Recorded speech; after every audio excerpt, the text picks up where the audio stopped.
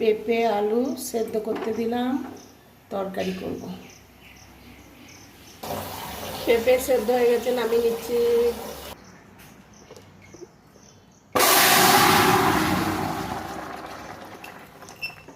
পেঁপে সেদ্ধ আলু সেদ্ধ হয়ে গেছে, এবার একটু লবণ দিয়ে নামিয়ে নেব। লবণ আর ঘি, সামান্য লবণ, 3টে কাঁচা লঙ্কা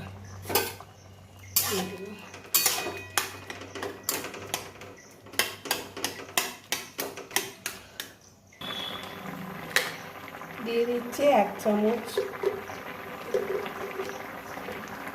হাফ চামচ ঘি। আজকে সবজিটা অল্প আছে, হাফ চামচ ঘি দিলাম।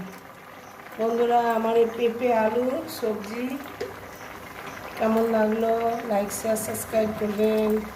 এখন আমাদের এবং সেদ্ধই খাওয়া, এখনও 5-6 দিন খেতে হবে, তবে আমাদের কাজকর্ম শেষ হয়ে গেলে আর এটা খেতে হবে না, তখন তেল মশলা সব পাবে।